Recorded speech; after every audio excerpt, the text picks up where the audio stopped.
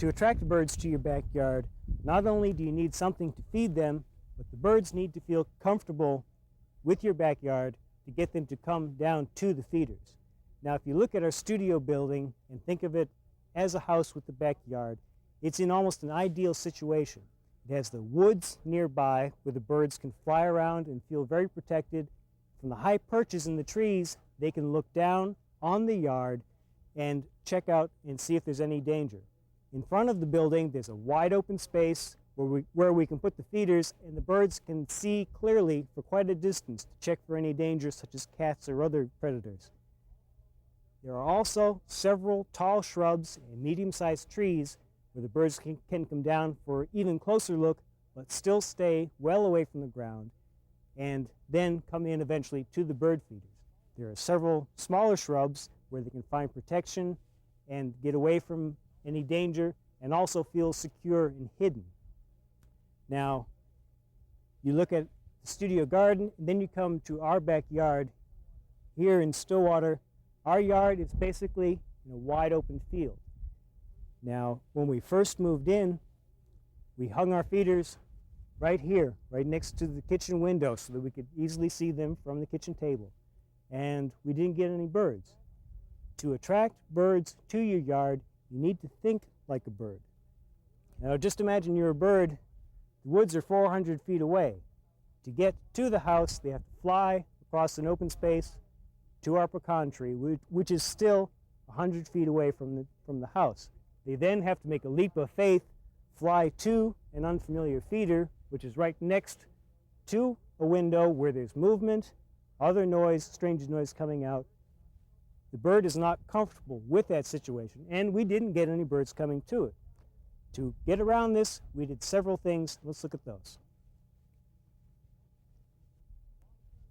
The long-term solution is to plant trees and shrubs to mimic what we have at the studio garden. Several trees and large shrub borders to provide a secure and safe and comfortable place for the birds to come to. In the short term, what we've done is take 2 tall trees from the woods. We've just cut them off. These trees are dead. They'll never grow. The butts have been just stuck into the ground and tied to the fence post with wire to hold them straight, upright. Now, we left them tall, so we have some tall perches. Birds can come from the pecan tree, come into these tall perches, look down, very close-up view of the yard, and get more comfortable with it, and then come up to the feeder. Now, they come down, and then they come to this shorter tree. Again, this is just the top of a pecan tree that's been cut out, planted in the ground, has no roots, has no hope of ever living, but it provides a convenient hanging spot for our feeders. It provides plenty of perching room for the birds to come into, lots of holding spots for them to stand close to the feeders, wait for a spot on the feeder to open up so they can very quickly come in and come to the feeder. It also provides something that you can decorate at Christmas. One of these days I'll get around to taking the Christmas lights down. We've also put that tree at a fair distance away from the house. This way the birds aren't as uncomfortable about coming down to the feeders. So now the birds come to the pecan tree first. They can come into those tall dead trees to get a closer look of the yard till they're comfortable, come down very close to the feeders, and then come to the feeders. Now that we've got a couple of years with this arrangement, the birds are comfortable with coming down to the yard. Now we could probably move 1 or 2 of the feeders back over by the kitchen window. Now that they're comfortable with the yard, they can look from that tree and come over and feel comfortable about coming up to the window and feeding. We get a lot of questions from people about why are there birds flying into the windows and falling down, sometimes stunned, sometimes dead.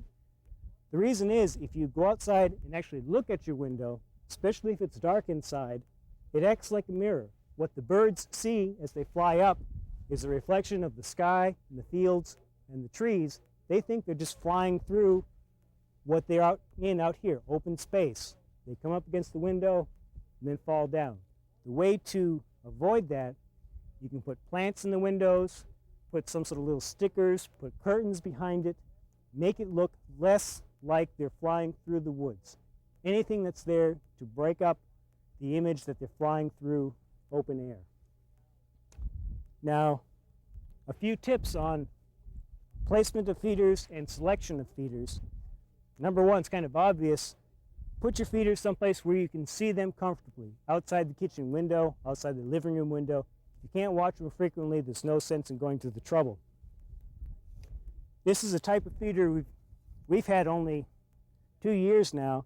It has a mesh on the outside to keep larger birds and squirrels out. The smaller birds can come in through these holes, get inside, and get to the feed. One thing about this, the smaller birds can and will go in there, but they're not as comfortable with it, and they will tend to use this only if all the other feeders are filled up. It has a very large, when you're buying a feeder, look for a large seed reservoir and look for a convenient filling spout. This has a very small hole, very inconvenient to fill. A good basic type of feeder is your tube feeder. Very commonly sold, very good. Again, look for a large seed capacity. Even filled up, the birds will go through and empty this feeder out down to here just in one day. So a large capacity is very important.